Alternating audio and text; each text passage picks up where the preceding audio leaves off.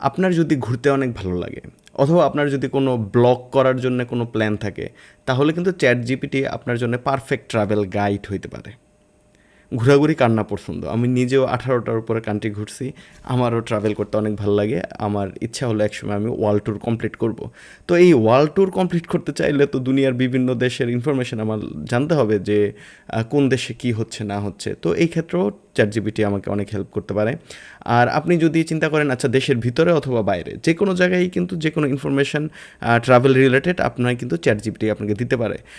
এটা হয়তো আমি এখন বলতেছি আপনি বুঝতে পারতেছেন না, কিন্তু কিছু প্রম্পট আমি আপনাকে দিব, যে প্রম্পটগুলো ব্যবহার করলে আপনি নিজেই অবাক হয়ে যাবেন। একটা ট্রাভেল এজেন্ট সে যতটুকু ইনফরমেশান আপনাকে না দিতে পারবে, এর থেকে বেশি ইনফরমেশান এই চ্যাট জিপিটি আপনাকে দিতে পারবে। অথবা আপনার মাথায় যদি প্ল্যান থাকে ট্রাভেল এজেন্টের বিজনেস করতে, তাহলে কিন্তু এই সিস্টেমটা ফলো করে আপনি একটা ট্রাভেল এজেন্সির একটা বিজনেসও চালু করতে পারেন, অথবা অনলাইন ট্রাভেল কনসালটেন্ট হিসাবেও কাজ শুরু করতে পারেন।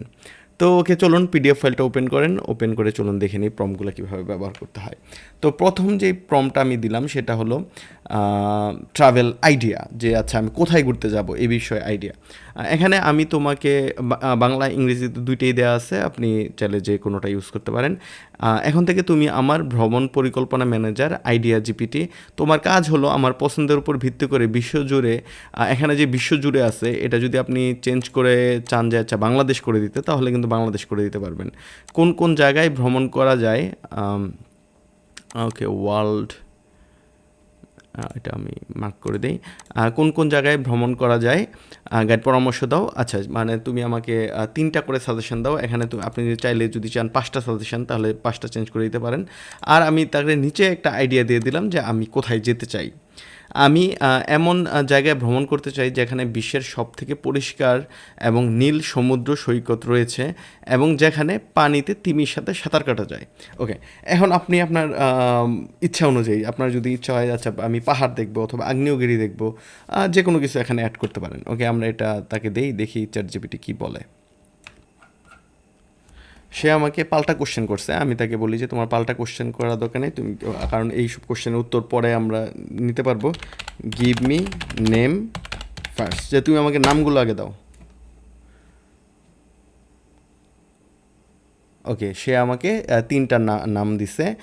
একটা হলো দক্ষিণ প্রশান্ত মহাসাগরে, আরেকটা হলো বিশ্বের সবচেয়ে নীল নদী যেখানে দেখা যায় মরিয়া, বোরা বোরা আইল্যান্ড, আমি এটার নাম শুনিনি কখনো। আর এটা হলো মালদ্বীপস। ওকে, বাংলাদেশ থেকে সব থেকে সহজ এবং কম দূরত্বের অপশন মালদ্বীপস। ওকে, যদি তাহলে মালদ্বীপে যেতে চাই, এখন হলো নেক্সট ইয়াতে। আচ্ছা আমরা সিলেক্ট করলাম। সে 3টা আইডিয়া দিছে, কারণ এই কোশ্চেনের উত্তরগুলো আমরা পরে এমনি পেয়ে যাব। তো ওরে আমি নাম চাইছি, সে আমাকে নাম দিছে যে মালদ্বীপস। আচ্ছা আচ্ছা, এখন আমরা এটা সিলেক্ট করলাম, মালদ্বীপসের যাব হানি ফারু বে এটাতে। ওকে, এখন আমরা পরের প্রম্পটটাতে চলে যাই, যে প্ল্যানিং, যে ভ্রমণ সূচি পরিকল্পনা, যে আচ্ছা আমরা এখানে যে যাব, এখানের একটা 7 দিনের একটা প্ল্যান আমাদের আছে যে আমরা থাকবো। তাহলে 7 দিনের প্ল্যানটা যদি আমরা এখানে করতে চাই, যে কোথায়, মালদ্বীপসে, প্রিয়ম্বী মালদ্বীপস, আর জায়গাটার নাম হলো এটা, যে আচ্ছা এই জায়গাতে আমরা যাব, তুমি আমাকে 7 দিনের একটা প্ল্যান তৈরি করে দাও যে এই জায়গাতে কীরকম হবে। তো সে আমাকে কিন্তু 7 দিনের একটা প্ল্যান তৈরি করে দিচ্ছে, যে ঢাকা টু মালে আন্তর্জাতিক বিমানবন্দর 4.5 ঘন্টা লাগবে, মালে থেকে এখানে যাইতে লাগবে হলো আরও 30 মিনিট। তো এখানে আমাদের আরেকটা ডোমেস্টিক ফ্লাইট নিতে হবে, বা 2 থেকে 3 ঘন্টা লাগতে পারে স্পিড বোটে। তো এখানে প্রথম দিনে গিয়ে আমরা কী করব, সকাল ঢাকা থেকে মালদ্বীপসে রওনা দিব। দ্বিতীয় দিন হলো সকালবেলা এখানে যাব, এখানে যে শার্ক, হুইল শার্ক দেখার চেষ্টা, তারপরে দুপুরে লাঞ্চ, বিকালে সৈকত, লোকালয়ে কালচার, ড্রোন বা ছবি তোলা। তৃতীয় দিন আমাদের সমুদ্রের মাঝে বালিতে ছোট দ্বীপে ঘুরে বেড়ানো। চতুর্থ দিন স্পা বা ম্যাসেজ নিতে পারবো। তারপর হলো দুপুরে, পঞ্চম দিন হলো লোকাল খাবার ট্রাই করুন, হালাল নিশ্চিত করুন। ওকে, তারপর 6 নাম্বার দিন বিভিন্ন জায়গার নাম সে দিছে। 7 দিনের একটা প্ল্যান কিন্তু সে আমাকে করে দিছে, মোটামুটি আনুমানিক একটা খরচও দিয়ে দিছে। তবে যেই খরচটা দিছে এটার উপর রিলাই করতে না করবো, আপনারা গুগলে সার্চ দিয়ে অথবা যারা বিভিন্ন ব্লগ দেখে আপনি একটা প্ল্যানটা পারফেক্ট করার আগে ওটা একটু দেখে নিন। আর আমরা যদি এখন তাকে বলি যে ঢাকা থেকে ইন্দোনেশিয়া ভ্রমণের জন্য আমাদের 7 দিনের, এটা তো দিলামই আমরা। তারপরে এখন এই ভ্রমণের উপর ভিত্তি করে আমাকে থাকা খাওয়ার জন্য হোটেল সাজেস্ট করো। আচ্ছা, এটা কিন্তু ইম্পর্টেন্ট যে সে যে হোটেলগুলো সাজেস্ট করবে এটা কিন্তু আপনার নিতে হবে যে তা না। আপনি কি করবেন, সেই হোটেলগুলো গুগল ম্যাপসে যাবেন, এই হোটেল যেই এরিয়াতে ওই হোটেলগুলো আশেপাশে হোটেলগুলো আপনি দেখতে পারেন, অথবা Booking.com গিয়ে দেখতে পারেন যে হোটেলগুলোর রেটিং কেমন এবং খরচ কেমন। ওকে, এখন আমি এটা যদি তাকে বলি, সে কিন্তু আমাকে হোটেলগুলো ওই যে ওয়েব সার্চিং করে সে কিন্তু আমাকে হোটেলগুলো বের করে দিচ্ছে, যে বাজেট বন্ধু, লোকাল গেস্ট হাউস, হানি, ফারু, তারপরে আছে মাঝারি অবস্থান, কমফোর্টেবল গেস্ট হাউস, বিভিন্ন নাম দিচ্ছে। কিন্তু এই নামগুলো কিন্তু আমরা এখান থেকে কপি করে নিয়ে, যেমন এই একটা হোটেলের নাম দিচ্ছে, এটা কিন্তু আমরা গুগলে গিয়ে যদি সার্চ দেই তাহলে কিন্তু এই হোটেলের ব্যাপারে ছবিগুলো আমরা এই যে Booking.com আমরা সব কিছু পেয়ে গেলাম। এখান থেকে কিন্তু আমরা বাকি ইনফরমেশনগুলো কিন্তু দেখে নিতে পারবো যে আচ্ছা এইটাতে কীরকম খরচ হবে অথবা কী কী প্যাকেজ আছে ওদের। তো সেক্ষেত্রে আপনি ChatGPTর সাথে কথা বলে তারপরে আপনি কিন্তু এই যে গুগল ম্যাপসটা কিন্তু ইউজ করবেন, অথবা গুগল সার্চ আপনি ইউজ করতে পারেন যেটার জন্যে, তাহলে আপনি প্রপার সঠিক ডিসিশনটা নিতে আপনার সহজ হবে যে বালি ইন্দোনেশিয়া ভ্রমণ করার সময় আর কি কি বিষয় খেয়াল রাখা উচিত। আমরা যেহেতু বালি ইন্দোনেশিয়াতে যাব না, আমরা যাব হলো মালদ্বীপসে, তাহলে আমি এটা বললাম যে ওকে, এর আগে যে লোকেশনটা আমি দিচ্ছি ওকে, কোথায় ছিল এটা, হানিফারু বে, মালদ্বীপস। ওকে, এটা আমি কপি করে এটা আমি কেটে দেই। কোন কোন বিষয়গুলো খেয়াল রাখা উচিত সে কিন্তু আমাকে বলে দেবে। ভ্রমণের নিচে খেয়াল রাখা উচিত সেরা সময় জুন থেকে নভেম্বর পর্যন্ত, এই সময় মান্টা রে বা হোয়েল শার্ক দেখা যায়, বৃষ্টির সম্ভাবনা থাকে। আচ্ছা, আর হলো স্কুবা ড্রাইভিং নিষেধ।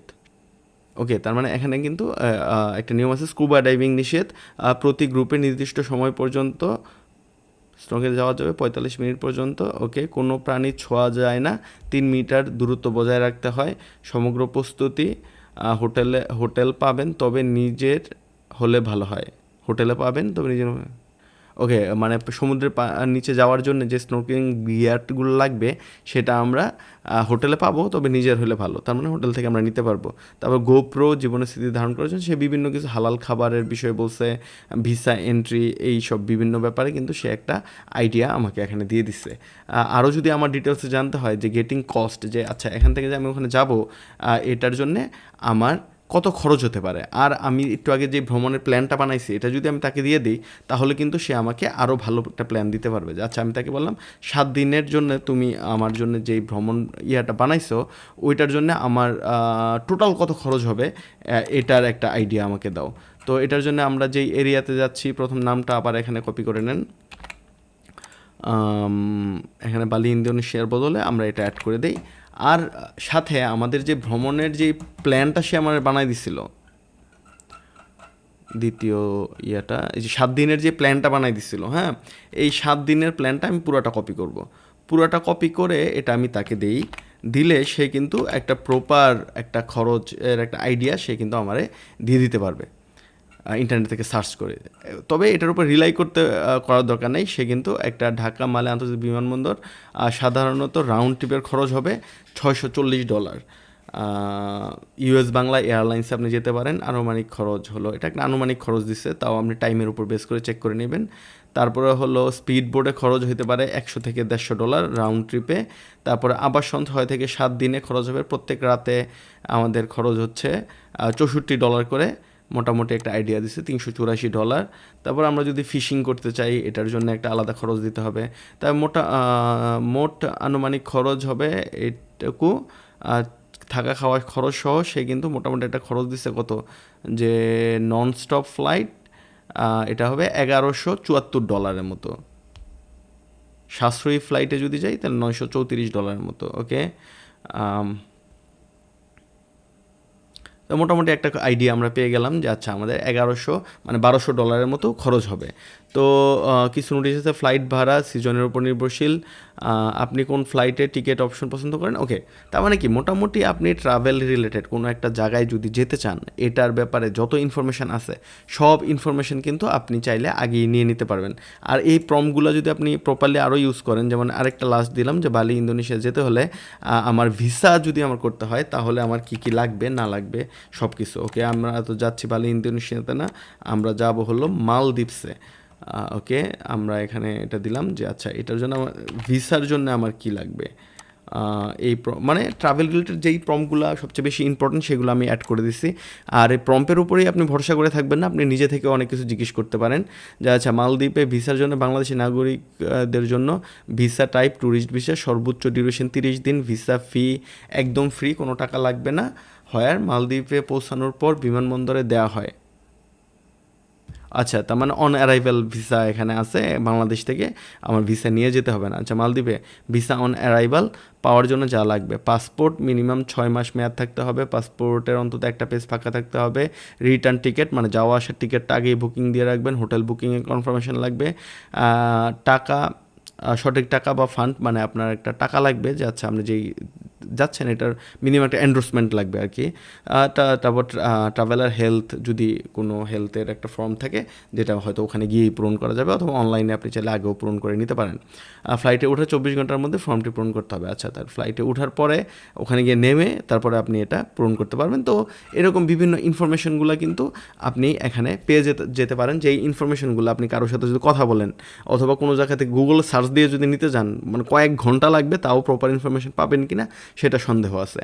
তো যারা ট্রাভেলার অথবা ব্লগিং করতে চান, অথবা বিভিন্ন বিজনেসের কাছে দেশের বাইরে যাইতে হয়, অথবা দেশের ভিতরেও ঘুরতে চান, আপনি কিন্তু টোটাল একটা প্ল্যান, ট্রাভেলিং প্ল্যান আপনি কিন্তু চ্যাটজিপিটির মাধ্যমে সাজিয়ে ফেলতে পারবেন। ওকে, আজকের এই ক্লাসটা এই পর্যন্তই, পরবর্তী ক্লাসে আবার দেখা হবে। ভালো থাকবেন, আল্লাহ হাফেজ।